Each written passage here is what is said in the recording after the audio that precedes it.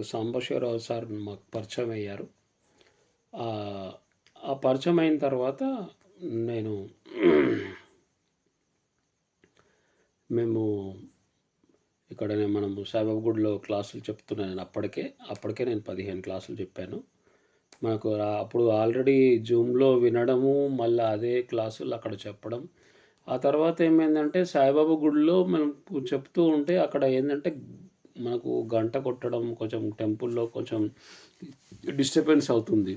అయితే మాకు ఒకటి ఏంటంటే మనకు ఇది పిరమిడ్ కావాలి, ధ్యాన మందిరం కావాలని చెప్పి సాంబశివరావు గారు నేను కూడా కొంచెం డిస్కస్ చేసి ఒకసారి మేము సాంబశివరావు సారు ఒకసారి నేను అక్కడ శోభా మేడం, రమేష్ గారు మేము అక్కడికి వెళ్ళాం. విజేందర్ రెడ్డి సార్ అని చెప్పి కౌన్సిలర్ ఉండే మాకు అక్కడ సాయినగర్ కాలనీలో అక్కడికి వెళ్ళి ఇట్లా మాకు ఒకటి అది కావాలి అని చెప్పి, మాకు ప్లేస్ కావాలి, ధ్యాన మందిరం ఒకటి కావాలి అని చెప్పి అడిగితే ఆయన మామూలుగా ఇక్కడ అది ఉంది అని చెప్పి చూపించాడు మాకు. ఇప్పుడు మేము ధ్యాన మందిరం ఏదైతే నిర్మాణం అయిందో అక్కడ చూపించాడు. అక్కడ ఏమైందంటే అప్పుడు ఆ టైంలో అది 10/60 ఉండే. అయితే మేమేం చేసామంటే సాంబశివరావు గారు నేనేం చేసాము, కొద్దిగా ఆలోచించి మేము కొద్దిగా అది 10/60 అంటే పిరమిడ్ కొంచెం ఇబ్బంది అవుతుందని చెప్పి కొన్ని రోజులు ఆగుదామని చెప్పి మళ్ళీ ఒకసారి విజేందర్ రెడ్డి సార్ దగ్గరికి వెళ్ళి మరి స్టార్ట్ చేస్తాం సార్ అంటే, లేదు ఒకసారి అది కొంచెం ఎక్కువ వస్తట్టుంది, కొంచెం ఆగు మనం దాన్ని కొలుద్దామంటే ఆమె ఏమైందంటే లక్కీగా ఏమైందంటే 15/60 వచ్చింది. అది ఆ 15/60 అయితే ఓకే మనకు 12/12 వస్తుంది పిరమిడ్ అని చెప్పి ఇక అద్భుతంగా ఆల్రెడీ మళ్ళీ మేము శోభా మేడం దగ్గరికి వెళ్ళి ఇట్లా చెప్పాము, ఇట్లా మనకు 15/60 వచ్చిందని చెప్పి రమేష్ గారు మేము ఆ పిరమిడ్కి నలుగురం పిల్లర్స్, నేను, రమేష్ గారు, సాంబశివరావు గారు, శోభా మేడం, అయితే నలుగురం మేము ఆ పిల్లరం, ఆ నలుగురు పిల్లరము ఆ పిరమిడ్ నిర్మాణం కోసం మేము ఒకరోజు ఒకటే రోజు ₹1,00,000 కలెక్షన్ అయింది. మేము ఆ పిరమిడ్ గురించి మేము సాంబశివరావు దగ్గర షాప్లో కూర్చుంటే ఒక ఆయన వెంకటేష్ అని వచ్చాడు. ఆయన వచ్చి నేను కూడా ఏదైనా హెల్ప్ చేస్తా అని చెప్పి ఈ పిరమిడ్కి అని చెప్తే, సరే రండి అని చెప్పి శోభ మేడం దగ్గరికి వెళ్ళాం. అక్కడ వెళ్ళిన తర్వాత మేము డిస్కస్ చేసిన తర్వాత నన్ను శోభ మేడం అడిగితే నేను ఒక 5,000 ఇవ్వగలుగుతాను అని చెప్పిన తర్వాత ఆయన ఎవరైతే వెంకటేష్ గారు ఏం చెప్పారంటే నేను 50,000 ఇస్తా అన్నాడు. మేడం 25,000 ఇచ్చారు, మిగతాది రమేష్ గారు 20,000 ఇచ్చారు. ఆ తర్వాత ఒకటే రోజు ₹1,00,000 అయింది. ఆ తర్వాత మేము ఆ పిరమిడ్ నిర్మాణానికి కూడా మేము విజేందర్ రెడ్డి సార్కి చెప్పి స్టార్ట్ చేశాము. అట్లా మెల్లమెల్లగా మళ్ళీ మేము బుక్కులు కొట్టియడం, దాంట్లో అది పిరమిడ్ కోసం మేము అందరి దగ్గర చందా చేయడం, మరి అందరి దగ్గర చేయడం వల్ల దగ్గర మాకు ఆ కన్స్ట్రక్షన్ దగ్గర ఒక 10 లక్షలు అయింది. అలా మాకు అయితే ఏమైందంటే మేమందరం కూడా పేరు పెట్టకుండా మేము కొంచెం ఎవరిది వాళ్ళు అనుకుంటున్నాం, మేము ఇది పెట్టాలని చెప్పి అనుకుంటున్నాం. అయితే ఒకరోజు మేము మొత్తం పిరమిడ్ కంప్లీట్ అయిన తర్వాత శోభా మేడం, రమేష్ గారు, సాంబశివరావు గారు, నేను నలుగురం కూర్చున్న తర్వాత ఈ అందరిలో కూడా ఒకటేసారి వచ్చింది పత్రిసారి పేరు పెట్టాలని. 22లో December 4th అది పిరమిడ్ ఓపెన్ అయింది. అయితే అక్కడ ఏంటంటే ఇది కొంచెం మెరకలు చాలా అయినాయి. మేము అక్కడ ఆల్రెడీ మీకు ఒక రోజు గనెట్ అయిపోయింది, ఏం చేయాలని చెప్పి అడుగుతుంటే మేము కొద్దిగా ఆలోచించి కూర్చుంటే మా ఫ్రెండ్ ఒక ఆయన వచ్చి, ఇక్కడ ఏం చేస్తున్నారంటే ఇక్కడ ఇట్లా ధ్యాన మందిరం కట్టిస్తున్నాము అంటే, ఇట్లా గనెట్ అయిపోయింది ఏం చేయాలో చెప్పంటే నేను ఇప్పిస్తా అని చెప్పి ఆయన ఒక 2 లారీలు ఇప్పించాడు. అట్లా చాలామంది మాకు హెల్ప్ చేశారు. ఒకరోజు కూలీలు ఇవ్వాలంటే మరి పిరమిడ్కు అందుకనే పత్రిసారు ఆ పిరమిడ్కు మరి ఎక్కువ పిరమిడ్ ఎందుకున్నాడంటే చాలా మెరకలు అయినాయి మాకు. ఆ పిరమిడ్లో మేము నెక్స్ట్ డే కూలీ మాకు 16,000 ఇచ్చేది ఉంది. అయితే మేము ఎలా చేయాలని చెప్పి మా దగ్గర ఆల్రెడీ కంప్లీట్ డబ్బులు అయిపోయినాయి. ఒకరోజు అయితే ఆ రోజు మేము ధ్యాన జగత్ నుంచి అరుణ మేడం గారు ఫోన్ చేసి రమేష్ గారికి మాకు ఇట్లా డబ్బులు మేము ఇట్లా బుక్ ఇచ్చాము, కంప్లీట్ అయింది, మీరు కొంచెం అమౌంట్ వచ్చింది, తీసుకెళ్ళండి అంటే సరే అని చెప్పి రమేష్ గారు వెళ్ళినప్పుడు అక్కడ కరెక్ట్గా నెక్స్ట్ డే మాకు ఎన్ని అయితే కూళ్ళు 16,000 ఇవ్వాలో ఆ 16,000 ఇచ్చారు మేడం. అలా చాలా మెరికల్ అయినాయి. అద్భుతంగా మా పిరమిడ్ అయింది. డిసెంబర్ 4కు మరి పరిణిత మేడం, పరిణమ్ మేడం ఇద్దరు సార్ వాళ్ళ పాపలు వచ్చారు. అప్పటికే సార్ తోటి మేము అది ఓపెనింగ్ చేద్దాం అనుకున్నాం. 22లో సార్ జూలైలో బాడీ వికట్ చేశారు. అప్పటికి కన్స్ట్రక్షన్ అవుతుంది, ఆ గోడలు వేసాం అనుకున్నాం మేము. యాక్చువల్గా అది కాలేకపోయింది. మళ్ళీ సార్ వాళ్ళ పాపలు ఇద్దరితోటి మాకు ఓపెనింగ్ అయింది. ఆ రోజు 3 పిరమిడ్లు ఓపెన్ అయినాయి, 2 మునుగనూరులో ఓపెన్ అయినాయి. అలా పిరమిడ్ ఓపెనింగ్ జరిగింది. పిరమిడ్ ఓపెనింగ్ రోజు ఒక 500 మెంబర్స్ వచ్చారు. అప్పుడు మాకు పూలే సార్ కానీ సీనియర్స్ మాస్టర్స్ కూడా అందరు వచ్చారు. అద్భుతంగా మాకు అయితే ఆ తర్వాత 1 ఇయర్ ఫస్ట్ ఇయరు మేము పిరమిడ్ ఓపెన్ అయిన తర్వాత డైలీ ధ్యానము. ఆ తర్వాత ఫస్ట్ ఇయర్ సెలబ్రేషన్ చేసుకున్నాము. ఫస్ట్ ఇయర్ సెలబ్రేషన్ చేసుకున్నప్పుడు వెంకటరెడ్డి సార్ అని ఇక్కడ చౌటపల్లి నుంచి వచ్చాడు సారు.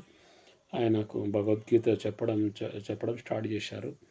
ఇప్పుడు ఆల్రెడీ మళ్ళీ మధ్యలో ఆల్రెడీ 6 అధ్యాయాలు భగవద్గీత చెప్పి కెనడా వెళ్ళి మళ్ళీ ఒక 6 మంత్కి మళ్ళీ వచ్చాడు. మళ్ళీ ఇప్పుడు ఆల్రెడీ 11 అధ్యాయాలు అయినాయి. రోజు అక్కడ భగవద్గీత సారాంశం జరుగుతుంది. మళ్ళీ మధ్యలో మనకు గురువులు వస్తున్నారు. ఆల్రెడీ మాస్టర్స్ తోటి మేము మధ్యలో వేరే ఆత్మజ్ఞానకు సంబంధించిన క్లాసులు పెట్టడం, మళ్ళీ రోజు 15 నుంచి 20 మంది రోజు రావడం స్టార్ట్ అయింది. రోజు వస్తున్నారు ఇప్పుడు కూడా. కాబట్టి అద్భుతంగా మాకు ధ్యాన జీవితం కూడా జరుగుతూ ఉంది. ఇప్పటికి కూడా అక్కడ ధ్యానం మరి ఎంతోమంది వాళ్ళకున్న ప్రాబ్లమ్స్ ఇప్పుడు హెడ్ మామూలు మైగ్రేన్ అనేది, ఇంకోటి ఏంటంటే వాళ్ళకు కొన్ని ప్రాబ్లమ్స్ కూడా తగ్గినాయి. రోజు ప్రతిరోజు 5 to 7 ఏ రోజైనా కానీ, పండుగ అయినా ఏదైనా కానీ కంపల్సరీ అక్కడికి రావడం మళ్ళీ జరుగుతుంది. ఇంకొకటి ఏంటంటే నేను మరి ఇక్కడ ఆల్రెడీ పిఎంసి ఛానల్లో కూడా నేను ధ్యాని భవ అనేది ఒక ప్రోగ్రామ్స్ అయినప్పుడు నేను అక్కడ ధ్యాని భవ కూడా ప్రోగ్రామ్స్ చేశాను. మళ్ళీ సెకండ్ టైం సత్యదర్శనంలో మళ్ళీ రాములు సార్ తోటి మరణించక ముందే మరణించాలి 40 నిమిషాలు ఆల్రెడీ అది కూడా క్లాసు చెప్పాను. అంటే ఇప్పుడు మరణించక ముందే మరణించాలి అనేది పత్రి సార్ చెప్పినది. కరోనా టైంలో రాఘరావు సారు చెప్పిన క్లాసులు అని చెప్పి మేము ఇక్కడ ఆల్రెడీ నేను అక్కడ చెప్పాను. అది ఎందుకంటే అది చాలా బాగా వచ్చింది వీడియో కూడా. మరి అట్లే ఆల్రెడీ పిఎంసి ఛానల్లో కూడా నేను సత్యదర్శనంలో ఒకటి కూడా వెళ్ళాము.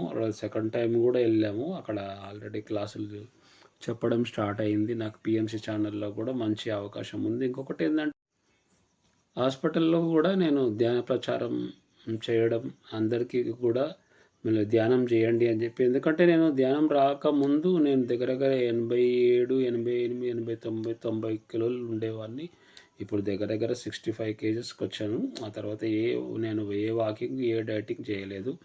కాబట్టి అద్భుతంగా మనకు ఆనందం అంటే మామూలుగా కాదు, అది అద్భుతంగా ఉంటుంది. అది ఒకసారి మనం ఆ ఆనందంలోకి వచ్చినామంటే అయితే ఎప్పుడైతే నువ్వు శ్వాస మీద సార్ చెప్పేది ఏంటంటే ఆ శ్వాస మీద ధ్యాస పెట్టినప్పుడు మన మనసు చంచలంగా ఉంటుంది. ఆ చంచలమైన మనసు నిశ్చలం కావాలంటే ధ్యానం ఒకటే మార్గం. కాబట్టి ఎప్పుడైతే మనము వర్తమానంలోకి వస్తామో చేసే పని కానీ, మన మాట కానీ, మన ఆలోచనలు కానీ అద్భుతంగా మనకు ప్రతి ఒక్కటి కూడా మనకు అర్థమవుతుంది. ఇంతకుముందు ధ్యానం రాకముందు ఏంటంటే నువ్వు ఏం మాట్లాడుతున్నావో నీకే తెలియదు, ఏం ఆలోచిస్తున్నావో నీకే తెలియదు, నువ్వేమి పని చేస్తున్నావు అనేది కూడా అవగాహన కరెక్ట్గా లేదు. ఇప్పుడు ఏంటంటే ఏ పని చేసినా, ఏం ఆలోచించినా, ఏం మాట్లాడినా కానీ కరెక్ట్గా, ఎందుకంటే మనం మాట్లాడేది మనకు కరెక్ట్గా అర్థం కావాలి.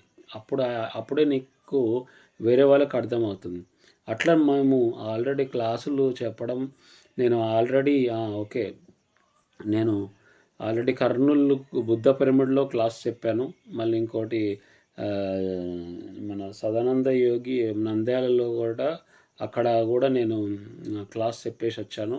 మామూలుగా ఇంకొకటి ఏందంటే వంజమూరు 1 డే క్లాస్ చెప్పాను. 10 to 5 వరకు క్లాసులు చెప్పాను.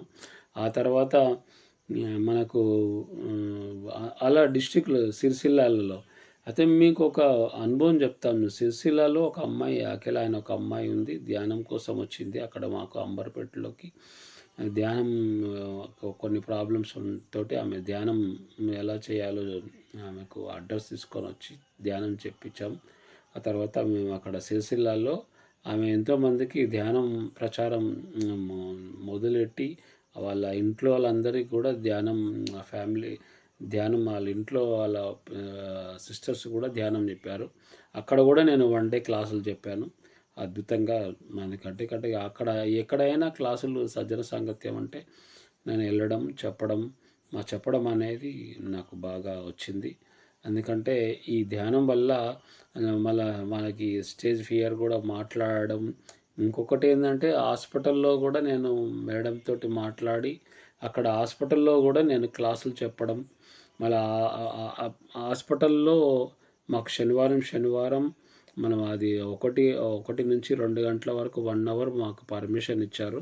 ఆడిటోరియంలో నేను క్లాసులు చెప్తూ ఉంటాను. అక్కడ అందరికీ మా స్టాఫ్కి కానీ ధ్యాన ప్రచారం చేయడం, ఇంకోటి ధ్యానం చెప్పడం. ఇంకొకటి ఏంటంటే ఇన్ని రోజులు నేను 30 ఏళ్ళ నుంచి ధ్యానం చేస్తున్నాను. మరొకటి మామూలుగా ఏదైనా ఒక ప్రూఫ్ కావాలంటే పిఎంసి ఛానల్లో నేను క్లాసులు చెప్పినవి అవన్నీ వీడియో చూపిస్తే అలాగా సార్ ఇది బాగుంది అని చెప్పి. ఇంకోటి మామూలుగా నేను ఎంప్లాయీ అక్కడ ఉద్యోగిని. నువ్వు మెడిటేషన్ గురించి చెప్తే ఒక గురువే చెప్పాలి అనేది ఒక అందరి థాట్లో ఉంది. ఏదో హిమాలయాలకు వెళ్ళి ఆత్మజ్ఞానం చెప్పాలి ఇది అనేది ఒక అందరి మైండ్లో ఉంది. కాబట్టి ఇది అట్లా కాదు. పత్రి సారు కూడా అందరూ కూడా ఇక్కడిది శ్వాస మీద ధ్యాస అందరూ పెట్టాలి అని చెప్పి సారు అద్భుతమైన ప్రచారం చేశారు. మనకి గురువు వచ్చేదాకా నువ్వెవరో నాకు తెలియదు. నువ్వెవరో తెలియదు. శరీరమా, మనసా, బుద్ధ్యా, మరి ఇవన్నీ ఇప్పుడు మనం బయటకు కనిపించే ఈ శరీరమే మనం అనుకుంటున్నాము. కానీ అది కాదు. యాక్చువల్గా మనం ఎప్పుడైతే మన లోపల ఉన్న ఆత్మ పదార్థమే. నువ్వు ఆత్మ ఉంటేనే నువ్వు ఉండగలుగుతావు. ఆత్మ లేకపోతే నువ్వు ఎక్కడ ఉండగలుగుతావు చెప్పండి. ఆత్మ పోయిందనుకో ఈ శరీరం మాత్రమే ఉంటుంది. ఆ శరీరం మళ్ళీ ఇంకో జన్మ అంటే ఈ శరీరం మళ్ళీ మారుతుంది, శరీరం మారుతుంది. కానీ ఆత్మకు మాత్రం చావు లేదు అనేది మనకు గురువుగారు చెప్పిన విషయం. పత్రిసారు ఎందుకంటే నువ్వు ఎప్పుడైతే ఆత్మని ఎప్పుడైతే తెలుసుకుంటావో అందరిలో ఉన్న అది ఆత్మ అని చెప్పి తెలుసుకొని మన మన ప్రయాణం కూడా ఎప్పుడైతే నువ్వు ఈ శరీరం అని, మనస్సు అని, మన బుద్ధి అని ఎప్పుడైతే ధ్యానంలోకి వస్తామో బుద్ధి వికసిస్తుంది. బుద్ధికి సంబంధించిన పనులే చేస్తాము. అంటే అంతకుముందు ధ్యానం ముందు బుద్ధి లేని పనులు కూడా చేస్తాము. అది కానీ నేను చేసిందే కరెక్ట్ అని వాదిస్తాము. కాబట్టి ఇక్కడ మనం ఎప్పుడైతే ధ్యానంలోకి వచ్చిన తర్వాత కూడా మనకు మనస వాచ కర్మణ ఎప్పుడైతే వస్తుంది అది ఆటోమేటిక్ మన లోపల అద్భుతంగా మన జీవితం కూడా ప్రతి ఒక్కరిని కూడా అర్థం చేసుకునే సహనం అనేది వస్తుంది. మనము ఎవరినైనా కానీ క్షమించగలిగే ఆ స్థితి వస్తుంది. మనం మౌనం అనేది చాలా ఇంపార్టెంటు. ఇంతకుముందు బడబడ మాట్లాడేవాడిని నేను. ఇప్పుడు అట్లా కాదు. మాట్లాడినా కానీ మనకు వేరే వాళ్ళకి అర్థమయ్యేటట్టు మాట్లాడడం, మన సిచ్యువేషన్ బట్టి మాట్లాడడం. మళ్ళీ వాళ్ళకి ఇంకొకటి ఏంటంటే ఇట్లా క్లాసులు చెప్పడం అనేది మామూలు విషయం కాదు. ధ్యానం చేస్తేనే నీకు అర్థమవుతుంది. మరి కాబట్టి మన హెల్త్ కూడా మనకు అద్భుతంగా మారుతుంది. కాబట్టి మరి మీరు ప్రతి ఒక్కరూ కూడా ధ్యానం చేయండి. ధ్యానం చేయడం వల్ల మీ ఆరోగ్యము కానీ, ధ్యానం సర్వరోగ నివారిణి, ధ్యానం సకల కళా భోగిని, ధ్యానం సత్య